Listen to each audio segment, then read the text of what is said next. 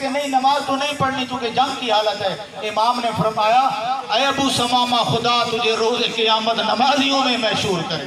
امام نے دعا دی، اور پھر سعید، جناب سعید تو شہید ہی اسی مقام پر ہوتے ہیں کہ انہوں نے اپنا سینہ آگے کر دیا کہ میرے امام کو کوئی تیر نہ لگے، کوئی تلوار نہ لگے، کوئی پتھر نہ لگے، تاکہ امام نماز ادا کر لیں اور میں شہید ہو جاؤں۔ لہذا نماز کی اتنی زیادہ اہمیت ہے، اور خاک پر نماز پڑھ سکتے ہیں۔ ہم صفوں کا انتظار کرتے رہتے ہیں، ہم کہتے ہیں کہ ہمارے آگے سب بچھائیں گے، دری ہوگی، نہیں، ریت اگر پاکیزہ ہے نماز ادا ہو سکتی ہے، سجدہ بھی ہو سکتا ہے ریت پر، کوئی ایسا مسئلہ نہیں ہے۔ لہذا اس انتظار میں آپ جو پیچھے کھڑے ہیں دوست نہ کھڑے ہوں، بلکہ اگلی صف میں آ جائیں جہاں پر آپ کھڑے ہو سکتے ہیں۔ یعنی خاک پر سجدہ کرنا سب سے جو افضل ہے۔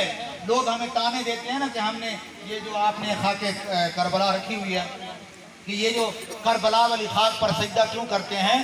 یعنی مستحب ہے اسلام میں کہ مٹی پر سجدہ کیا جائے، اور پھر یہ ائمہ نے فرمایا ہے کہ تمام مٹیوں میں سے شہادت حسین کے بعد اگر جس مٹی پر سجدہ کرنا افضل ہے وہ خاک کربلا ہے۔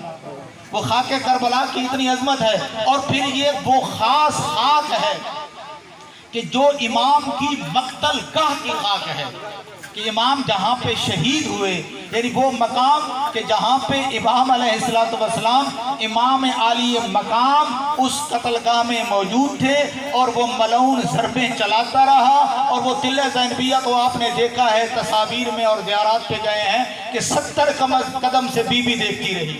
یہ اسی جگہ کی خاک ہوتی ہے، پھر اس کو باقی خاک میں مکس کیا جاتا ہے اور ہم تک یہ چیزیں پہنچائی جاتی ہیں۔ لہذا سارے احباب تقریباً میرا خیال ہے آمادہ ہو چکے ہیں نماز کے لیے۔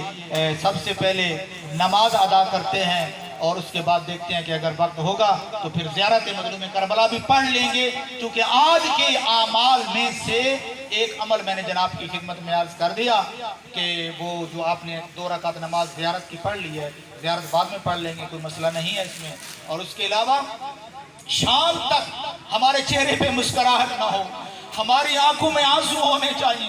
ہم انتظار کرتے رہتے ہیں کہ کوئی سریلا پڑے گا تو میں روؤں گا۔ کیا حسین کو سروں کی ضرورت تھی؟ نہیں، حسین کو ہم بندوق کی انتظار کر کے روئے نہیں، بلکہ روایات یہ کہتی ہیں کہ گھر میں اپنے بچوں کے سامنے بیٹھ کر حسین کی غربت کو یاد کرو، حسین کی مسافرت کو یاد کرو، حسین کے علی اصغر کو یاد کرو، حسین کے جوان علی اکبر کو یاد کرو۔ لہذا ان چیزوں کی کبھی انتظار نہ کیا کرو۔ شیعہ اہل بیت وہی ہے کہ جو سچا ہے، ہم سچوں کے ساتھی ہیں، ہمارے پیشوا بھی سچے ہیں۔ اسی وجہ سے آج ساری دنیا 2 طرف ہے، یا حسین کی طرف ہے یا یزید کی طرف ہے۔ اسی وجہ سے جو حسین کا نام لینا گوارا نہیں کرتا، ہم اس کو حسینی نہیں سمجھتے، ہم اس کو یزیدی سمجھتے ہیں، چاہے وہ جس لباس میں بھی ہو، چاہے وہ جتنا بڑا ہو۔ اگر حسین کا نام لینے سے گھبراتا ہے، اگر حسین کا ذکر ہے اور وہ فتویٰ لگاتا ہے، تو سمجھ لو حسین کا طرفدار نہیں ہے، وہ نبی کا کوئی طرفدار نہیں ہے۔ تو لہذا الحمدللہ اللہ نے آپ کو بڑی یہ سعادت دی ہے کہ صبح کی نماز جماعت اور اب بھی نماز جماعت اور مظلوم امام کی جو نماز جماعت ہے اس کو یاد کریں۔ ہو سکتا ہے یہی جو آپ کا خلوص والا ایک آنسو ہے جہنم کی آگ بجھانے کے لیے توبہ کے بعد کافی ہو جائے، کیونکہ روایات یہ بھی کہتی ہیں کہ قیامت کے دن کچھ آنکھیں ایسی ہوں گی جو نہیں روئیں گی، ان میں سے ایک وہ آنکھ ہے جو حسین کو روتی رہی ہے، جو حسین کے بیٹوں کو روتی رہی ہے، جو حسین کی مظلومیت میں گریا کرتی رہی ہے، جو بے ساختہ جب بھی مولا حسین کا نام آتا ہے۔ کیا آپ یہاں آ کر فقط روتے ہیں؟ میں نے کئی مومنین کو دیکھا ہے گھروں میں بیٹھے ہیں، بس میں سفر کر رہے ہیں، اگر حسین کا نام آ گیا ہے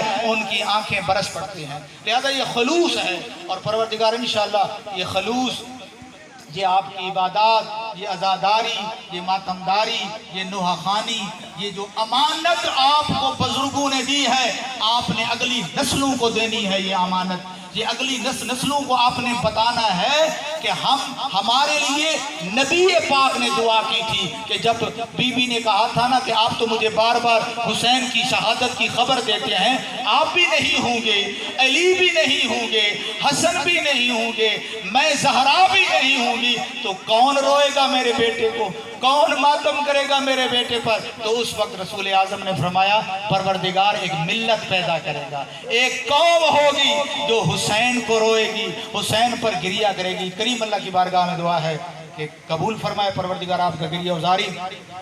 جو پیچھے بیٹھے ہیں وہ بھی نماز میں شریک ہو جائیں، جہاں جگہ مل جائے۔ میں نے عرض کیا ریت پر سجدہ ہو سکتا ہے، کوئی اس میں مسئلہ نہیں ہے، اور مظلوم کربلا نے وہاں ریت پر سجدہ کیا تھا۔ 10ویں کا جو دن تھا نا، وہاں کوئی قالینیں نہیں تھیں، وہاں کوئی صفیں نہیں تھیں، وہاں کوئی جائے نماز نہیں تھی، بلکہ جس طرح کھڑے تھے بس صحابی نے کہا تو امام نے کہا ضرور ضرور جلدی نماز ادا کرتے ہیں، اور امام نے وہ تاریخی نماز ادا فرمائی۔ لہذا نماز سے پہلے سب مل کر اس عظیم امام کو خراج عقیدت پیش کرنے کے لیے بآواز بلند صلوات پڑھ لیجیے۔ اللہم